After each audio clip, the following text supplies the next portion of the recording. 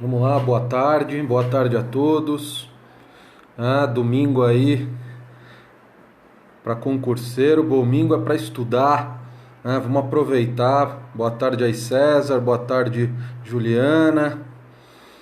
Boa tarde aí a todos que me seguem, que reservou aí esse pedaço da tarde, início da noite, aí para estudar tributário.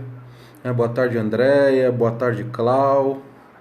Boa tarde aí a todos. Vamos começar aí mais uma transmissão. E antes disso, convidam aí os seus seguidores, compartilhem aí a transmissão. Vamos lá. E coraçãozinho na tela. Grande Felipe, né? Uma honra ter aí sua presença. Grande Almeida, grande professor Almeida, uma honra aí ter a sua presença. Valeu aí por compartilhar. Tamo junto aí, né? Sigam aí o professor Almeida, dá altas dicas aí, né? Faz umas excelentes transmissões aí no Periscope, dando dicas, de como estudar, de como se organizar, dicas de raciocínio lógico, são excelentes, são excelentes aí suas transmissões.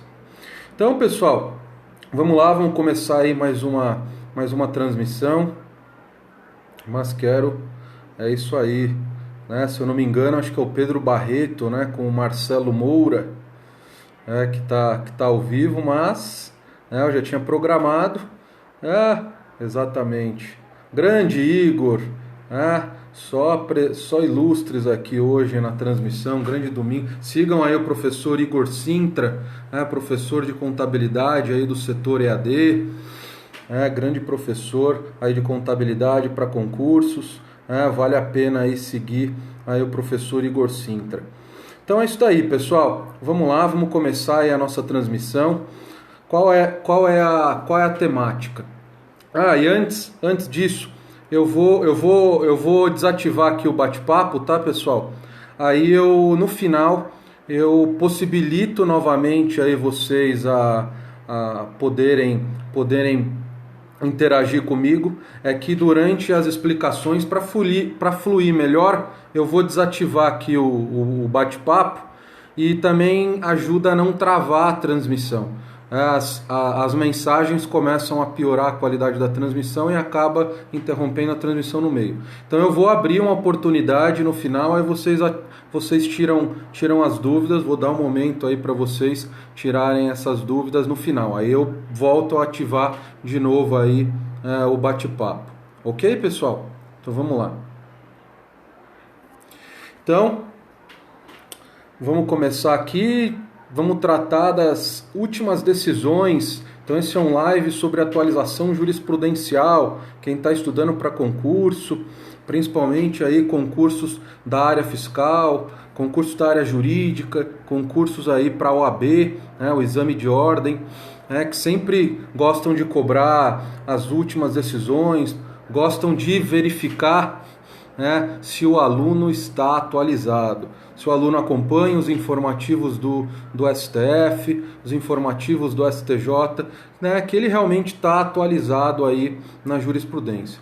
Aí no nosso ordenamento jurídico tributário, os precedentes dos tribunais superiores, os precedentes judiciais, principalmente aqueles em repercussão geral, aqueles do STF, decisões proferidas em repercussão geral, as do STJ, aquelas decisões proferidas na sistemática dos recursos repetitivos, são jurisprudências, são decisões dos tribunais superiores que têm uma força muito grande e despenca em prova.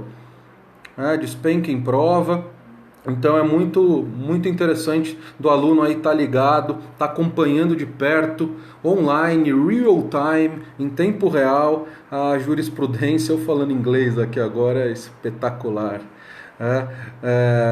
Em tempo real aí a jurisprudência dos tribunais superiores. Quem acompanhou aí a volta do STF aí do recesso viu que o tribunal tá toda, principalmente mudando jurisprudência. proferindo decisões históricas, proferindo decisões importantes, principalmente aí na seara tributária. A gente teve aí uma importante mudança de entendimento ali no direito penal em relação à presunção de inocência, um momento em que já pode ser executado a pena aí do acusado. Então isso daí vocês estudam lá com o professor de direito penal. Aqui eu vou tratar das últimas decisões do STF em matéria tributária. Quem me acompanha aí no Facebook, eu publiquei e coloquei aí quais seriam as decisões que eu ia tratar, mas quem acompanha aí um pouco de perto o noticiário já deve ter entrado em contato, ter um mínimo de contato aí com essas últimas decisões. A primeira que eu vou tratar é a quebra aí de sigilo bancário sem autorização judicial pelas autoridades fazendárias. A outra decisão não é uma decisão definitiva, é uma decisão monocrática do relator aí de uma ação direta de inconstitucionalidade, que nesse caso foi o relator ministro Dias Toffoli, e é uma ação direta de inconstitucionalidade relacionada com o ICMS. O ICMS ali no comércio eletrônico, uma ação direta de inconstitucionalidade ali de uma cláusula do convênio ICMS número 93/2015, firmado ali no âmbito do CONFAS, que teve o objetivo de regulamentar, de detalhar, de esmiuçar alguns pontos relacionados lá à emenda constitucional 87 de 2015. A gente vai tratar. Não é uma decisão definitiva, é uma decisão monocrática proferida pelo relator Dias Toffoli. Qual que é o número da ADIM? O número da ADIM é ADIM 5464 e ele, em uma decisão monocrática, proferida em uma ação direta de inconstitucionalidade, ele concedeu a medida cautelar. Então já está suspensa aí esse dispositivo, a cláusula 9ª desse convênio. Então já está suspenso. A gente vai discutir melhor aqui na transmissão o que é essa cláusula 9ª desse convênio que está suspenso aí por essa decisão. Agora vai ser confirmado no pleno, mas devido à pressão muito forte aí dos empresários, principalmente dos micro e pequeno empresários, acredito que o plenário vá confirmar essa decisão monocrática do relator e essa cláusula vai continuar suspensa. A outra decisão que eu vou tratar com vocês é a incidência do IPI na importação de veículo automotor para uso próprio. Foi uma decisão do STF que também mudou o seu entendimento. Então o STF ele voltou aí do recesso disposto a reverter vários entendimentos jurisprudenciais históricos que ele já tinha firmado. Então ele voltou aí no início de fevereiro, não para de proferir decisões extremamente importantes. Então a gente, uma decisão atrás da outra, principalmente agora em matéria tributária, o STF meio que estava meio que quieto, não estava proferindo decisões muito importantes aí em matéria tributária. 2016 já começou a toda, ok? Então vamos lá. A primeira decisão é essa quebra, possibilidade de quebra do sigilo bancário por um agente fazendário sem autorização judicial. Esse tema, pessoal, ele refere ao sigilo bancário. O sigilo bancário, ele está lá na Constituição, principalmente no artigo 5º. O sigilo bancário, ele é um direito fundamental. Ele é um direito fundamental que está lá no artigo 5º, inciso 12. É a proteção da comunicação. Eu vou me comunicar, vou ligar, para minha esposa. Essa mensagem, ela não pode ser interceptada. Eu tenho meus dados, meu banco de dados no meu computador. Eu tenho dados relacionados à minha pessoa, à minha intimidade. Então, eu tenho um direito a preservar a minha intimidade. Eu tenho meu direito a ter um sigilo relacionado às minhas informações, relacionados aos meus dados. Então a doutrina, ela considera o sigilo bancário um direito constitucional fundamental de proteção dos dados referentes à minha pessoa. Então o sigilo bancário é uma espécie de sigilo de dados referentes à minha pessoa e é um direito constitucional fundamental. Está lá no artigo 5º e é uma cláusula pétrea. É uma cláusula pétrea. Eu não posso ter uma emenda constitucional que irá tender a abolir essa cláusula pétrea, porque é um direito individual. É um direito individual. Porém, pessoal, direitos individuais, direitos fundamentais individuais, eles não são absolutos. Na verdade, não há nenhum direito fundamental absoluto. Todos esses direitos fundamentais, eles são relativos.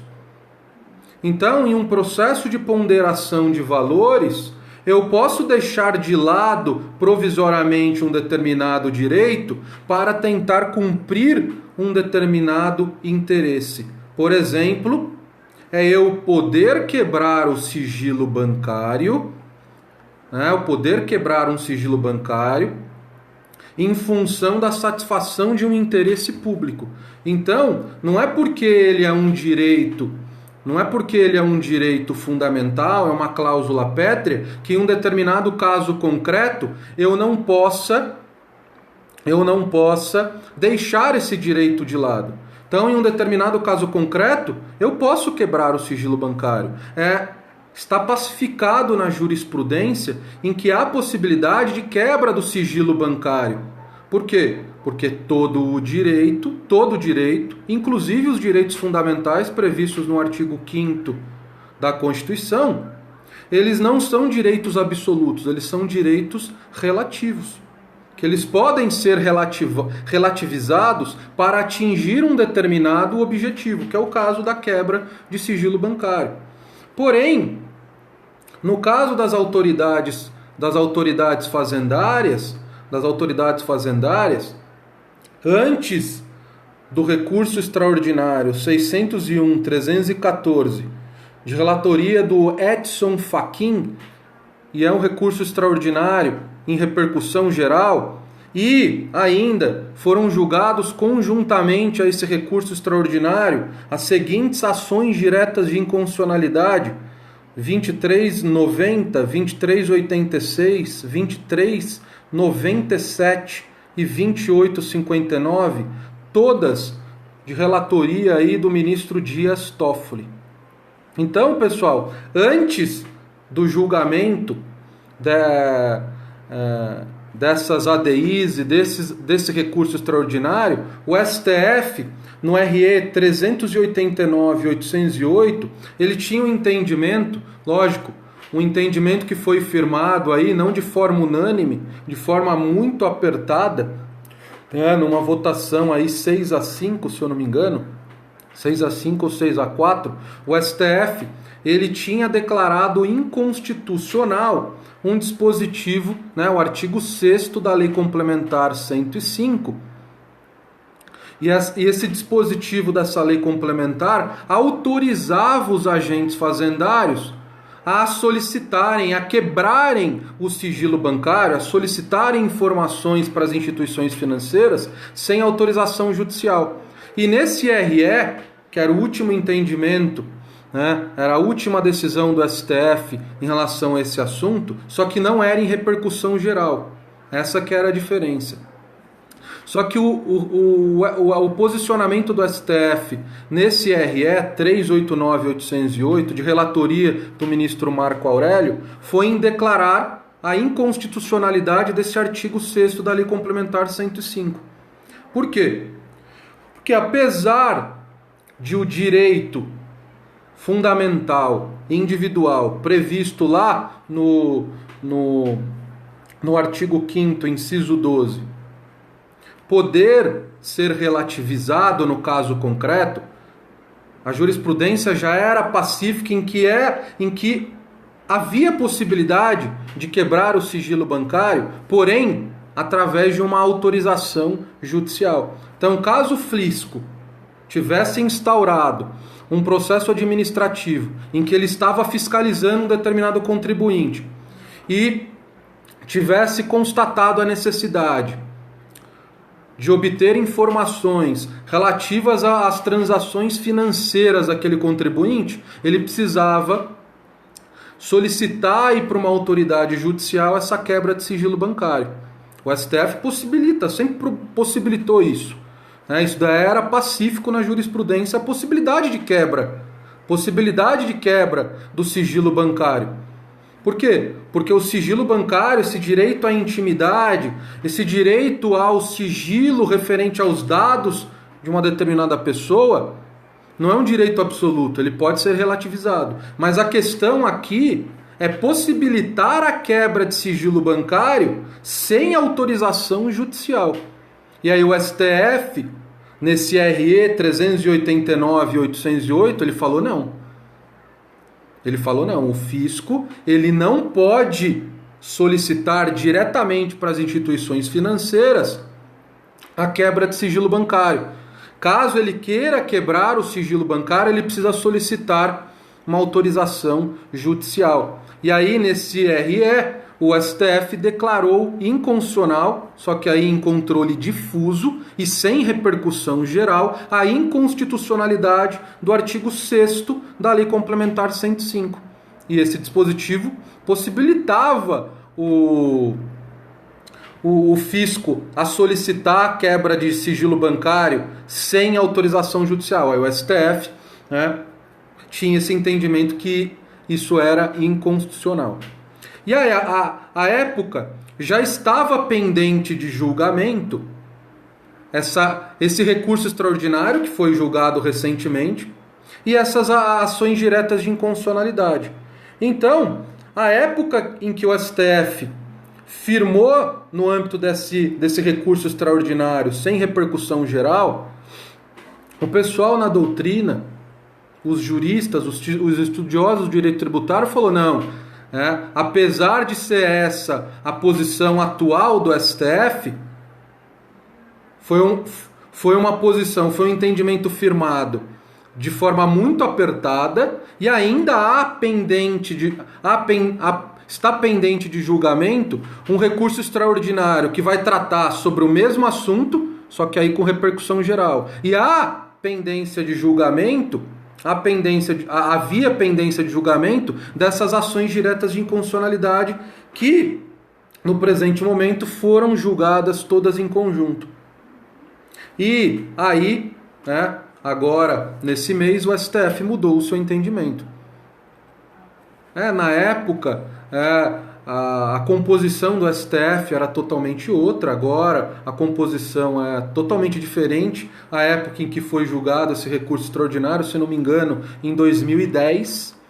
Então, lá em 2010, a composição do STF era totalmente diferente de agora. E agora o STF mudou esse entendimento. O STF considerou que é constitucional, sim, o artigo 6º da Lei Complementar 105, e o fisco pode solicitar a quebra de sigilo bancário sem autorização judicial. Qual que foi o fundamento do STF para rebater a argumentação utilizada no recurso extraordinário antigo, que era o 389 e 808? O argumento utilizado pelo STF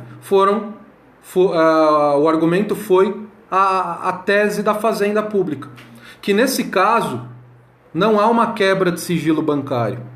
Quando uma instituição financeira transfere dados relativos às transações financeiras realizadas por um determinado contribuinte, não está ocorrendo uma quebra de sigilo bancário, e simplesmente uma transferência de sigilo. Aqueles dados estavam sobre o manto do sigilo bancário, e o guardião era a instituição financeira, e agora o guardião dessas informações O guardião dessas informações vai ser o próprio fisco, a própria Fazenda Pública. E a Fazenda Pública, ela também é guardiã de outros tipos de informação.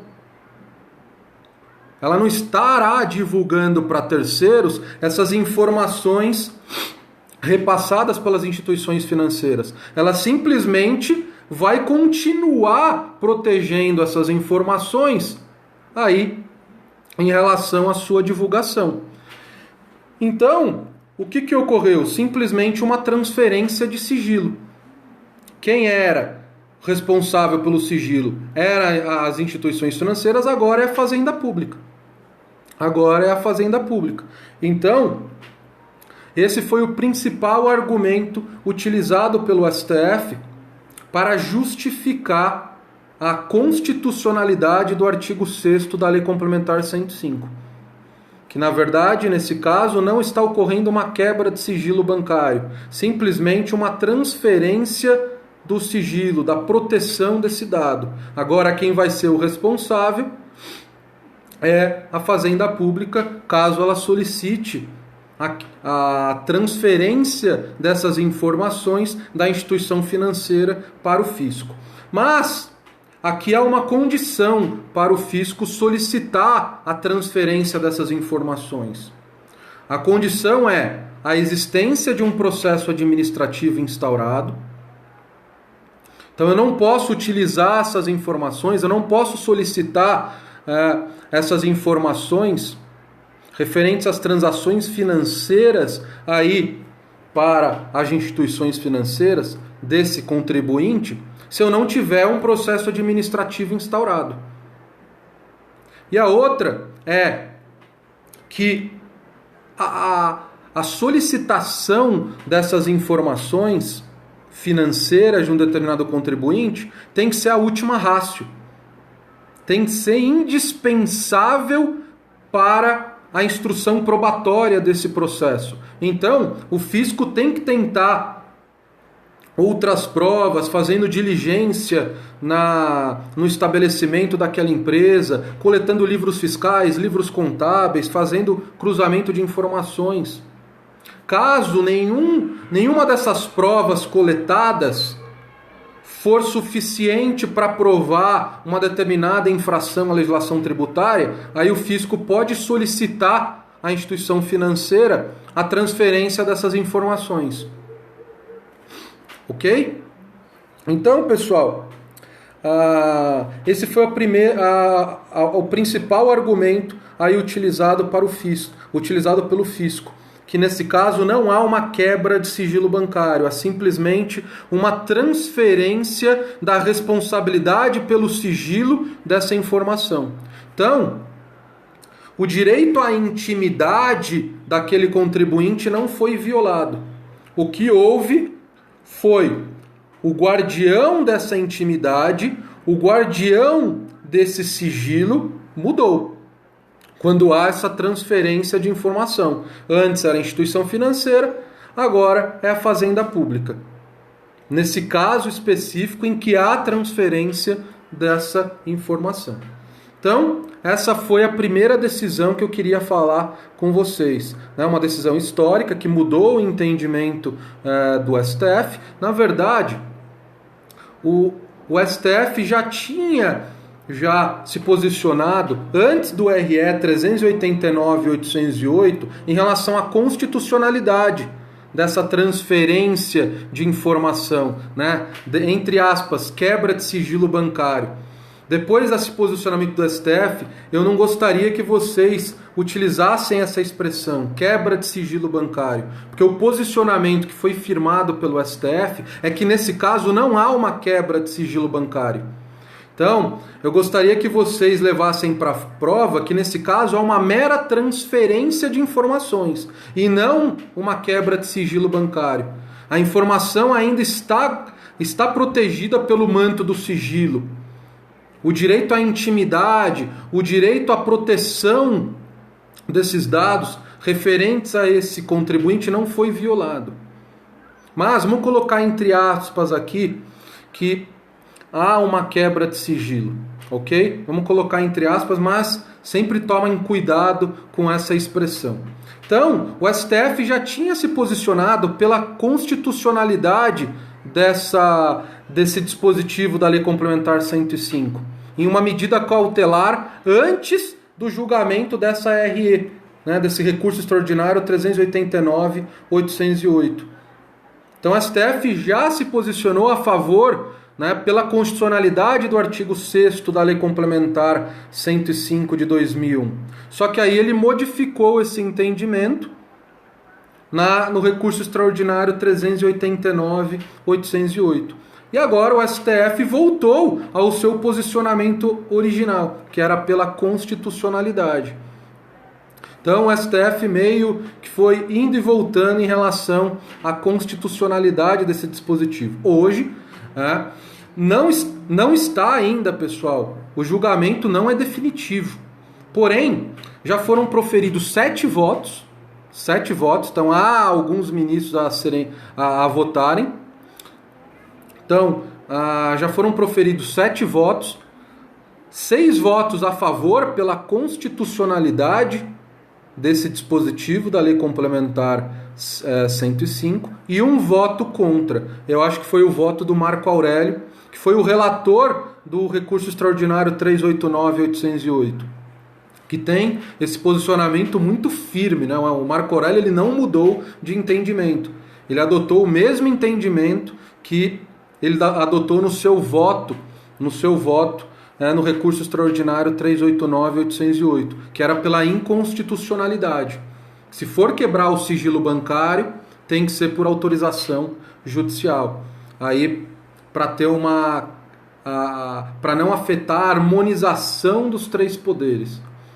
Ok? Para eu não dar um poder excessivo para um determinado poder, para não desequilibrar as balanças da harmonia entre os poderes.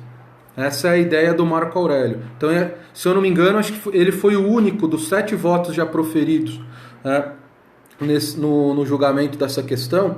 Ele foi o único voto aí pela inconstitucionalidade. Os outros 6 são pela constitucionalidade. Então, tá ganho já. Tá ganho. A gente tem mais 4 votos e não vai dar para chegar nos 6 votos. Então aí, apesar de a gente não ter um julgamento definitivo, a única possibilidade de esse dispositivo ser declarado inconstitucional é se houver mudança de voto. Os que já votaram favoravelmente pela constitucionalidade, eles mudarem o voto. Eu não acredito.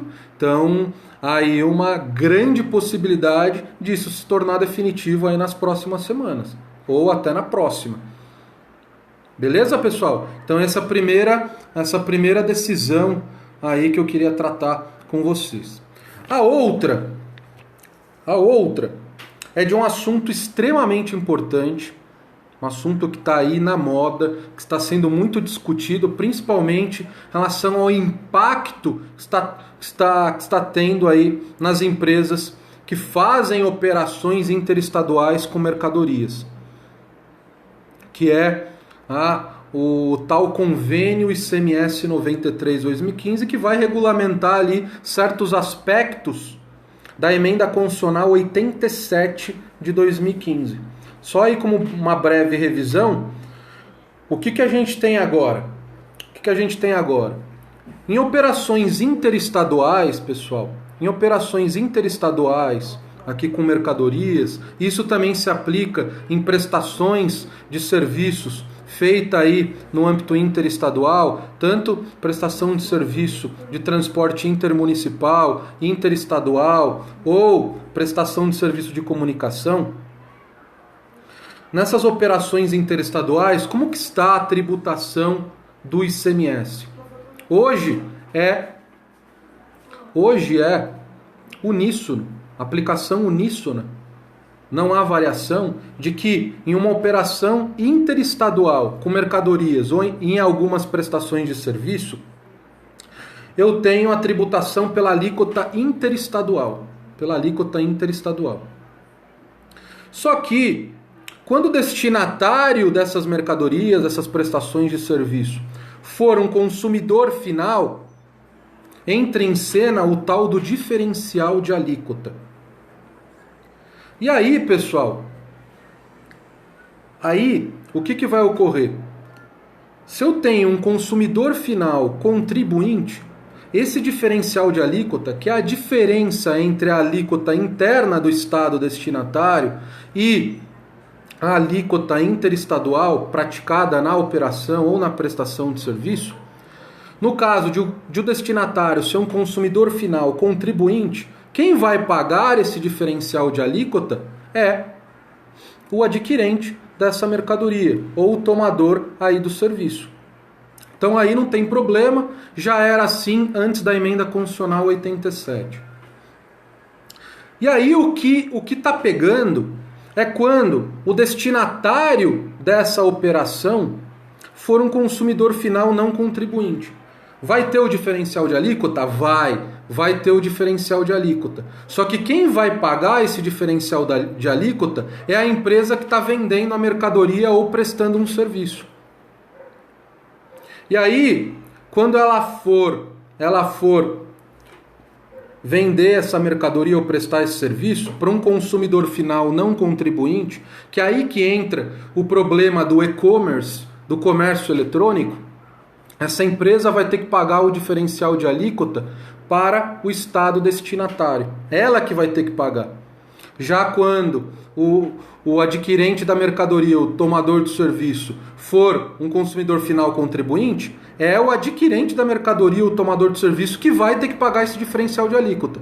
Então aí a empresa que presta o serviço ou está vendendo a mercadoria, ela não tem que se preocupar com o diferencial de alíquota. Mas quando ela vai vender uma mercadoria ou prestar um serviço para um destinatário que está em outro estado, por isso que tem que ser uma operação interestadual, e for consumidor final não contribuinte, é o vendedor da mercadoria ou prestador de serviço que vai ter que pagar o diferencial de alíquota. E aí tem algumas regras de transição que esse diferencial de alíquota até 2019, em que integralmente vai ter que ser pago para o estado destinatário, até 2019 tem aí umas regrinhas de transição em que esse diferencial de alíquota, o seu valor é repartido entre o estado de origem e o estado destinatário. E aí qual que é o problema, pessoal? Qual que é o problema? É uma empresa que vende mercadorias em uma operação interestadual, ela vai ter que saber a alíquota, daquela mercadoria. Qual é a alíquota daquela mercadoria em todos os estados da federação? Por quê? Porque quando ela for vender uma mercadoria para um consumidor final não contribuinte nesse estado, essa empresa vai ter que recolher o diferencial de alíquota para esse estado. Então ela vai ter que fazer uma pesquisa e se manter atualizada em relação à alíquota de todas as mercadorias que ela for vender, e ela tem que saber as alíquotas de todas essas mercadorias em todos os estados da federação. Então isso gera um custo de conformidade, um custo para cumprir essa obrigação tributária tremenda. Tanto de fazer essa pesquisa inicial, quanto para manter atualizada essa tabela de alíquotas. E se eu tenho um site que vende N mercadorias, eu vou ter que saber a alíquota de todas essas mercadorias em todos os estados que eu vendo essa mercadoria. E a outra, como que eu vou pagar esse ICMS? É esse que é o objeto do convênio CONFAS, o convênio ICMS número 93 de 2015, que foi detalhar, que teve como objetivo detalhar como que isso vai ser operacionalizado na prática. Como que as empresas irão cumprir isso? Então eu tenho essa dificuldade de saber todas essas alíquotas de todas as mercadorias que eu vou vender em todos os estados da federação. E outra, como que eu vou pagar? Como que eu vou pagar?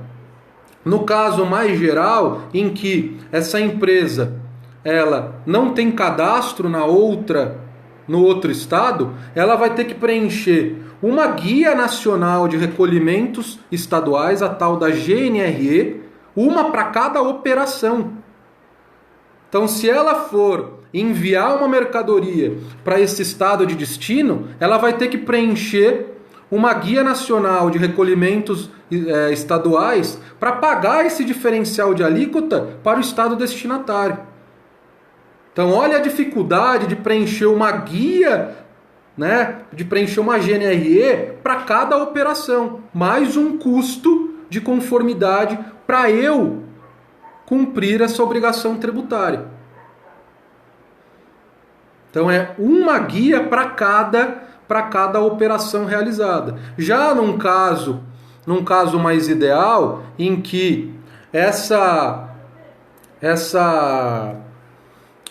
empresa que está vendendo essa mercadoria, ela tenha um cadastro, no estado onde que ela vai vender as suas mercadorias. Vamos supor que esse site, ele vende mercadorias aí para pessoas físicas que são consumidores finais não contribuintes, que estão em 3 estados, sei lá, Rio de Janeiro, Minas Gerais e São Paulo. Ela está no Paraná, essa empresa.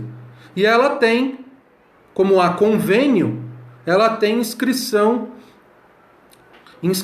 aí no cadastro fiscal desses estados.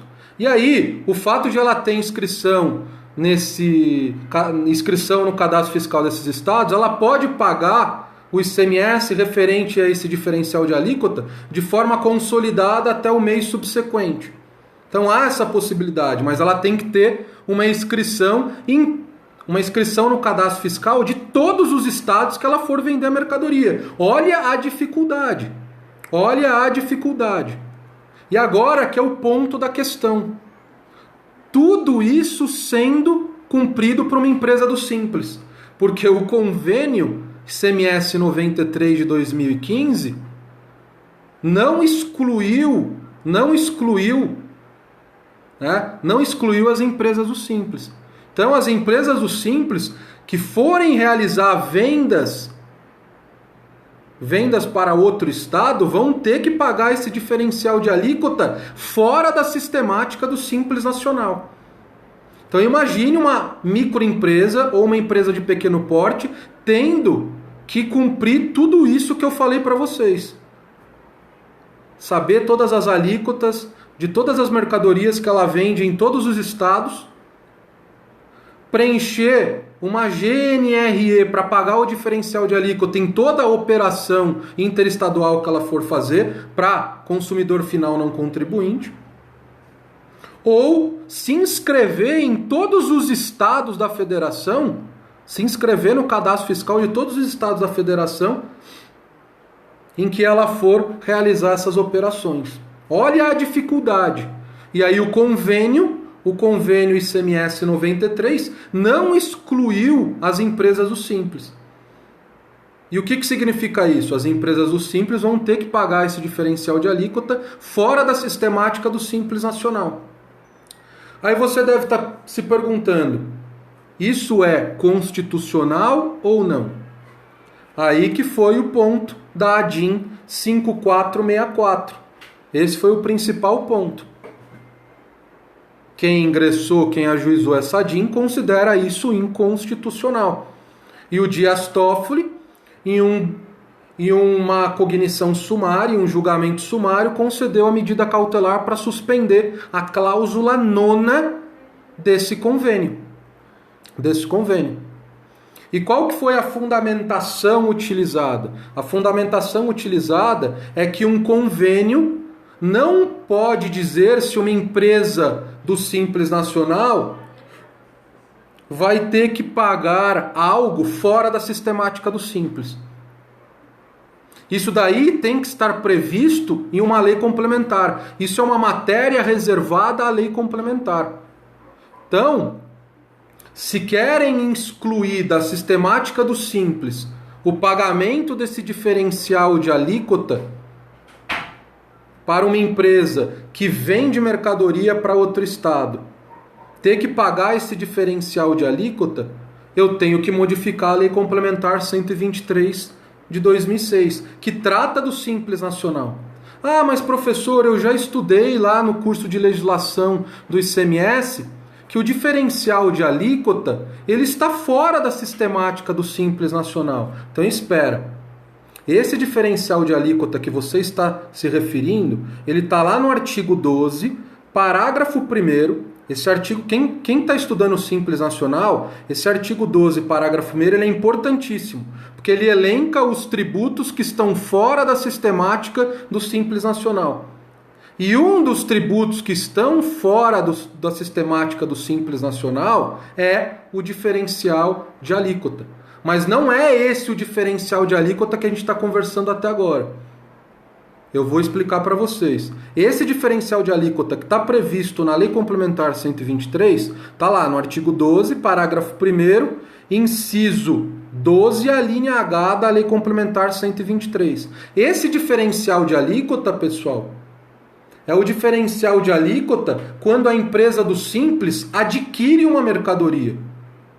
Então, quando uma empresa do Simples ela adquire uma mercadoria, uma operação interestadual, e ela é consumidora final dessa mercadoria, imagine uma empresa do Simples Nacional, um prestador de serviço, que vai adquirir uma mercadoria que ele vai utilizar como insumo nessa prestação de serviço. E ele vai adquirir de um vendedor de outro estado. Vai aí fazer uma operação interestadual.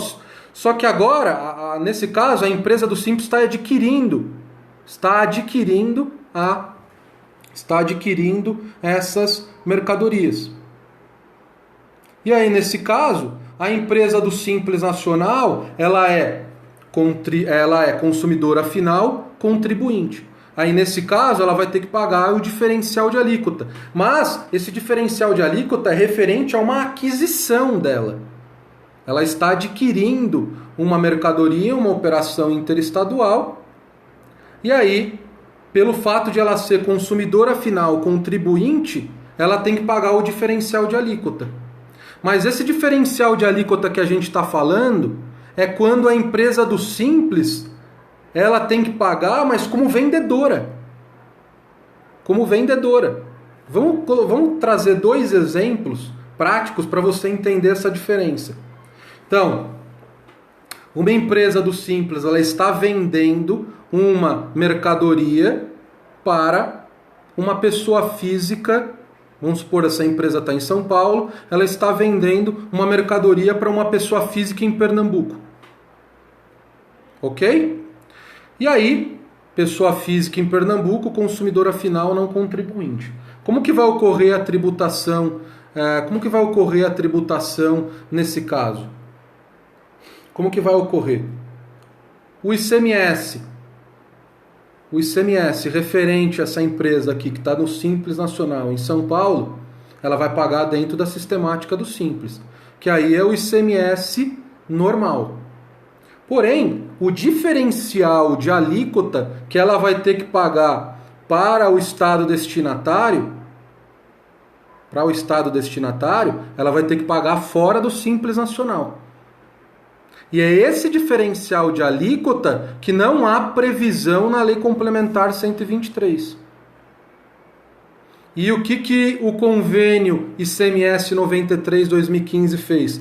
Falou não, as empresas do Simples vão ter que pagar. E vão ter que pagar fora da sistemática do Simples Nacional. Então elas vão ter que cumprir tudo isso como se fossem empresas fora do Simples Nacional, empresas normais. Empresas que não são microempresas ou empresas de pequeno porte. Então, pessoal, esse diferencial de alíquota não está previsto na Lei Complementar 123. O convênio ICMS 93 inovou nesse aspecto. Para eu dizer que um determinado tributo está fora da sistemática do Simples, eu tenho que alterar a Lei Complementar 123. Por quê? Porque quando eu vou dizer em relação à obrigação tributária, ao tratamento diferenciado e favorecido referente a uma microempresa ou empresa de pequeno porte, eu tenho que tratar isso na lei complementar. E houve o tratamento disso em um convênio. Esse é um tema reservado à lei complementar que foi tratado em um convênio. Então esse foi o grande fundamento, a grande argumentação para suspender os efeitos dessa cláusula nona do convênio ICMS número 93 de 2015, ok? Então, essa suspensão, essa medida cautelar concedida no âmbito da ADIM 5464 ainda vai ser confirmada pelo Pleno. Mas do jeito que está, aí a pressão sendo feita para pelo menos as empresas do Simples não terem que cumprir essas obrigações de pagar esses diferenciais de alíquota, eu duvido que o plenário do STF não irá confirmar essa decisão monocrática proferida pelo ministro Dias Toffoli.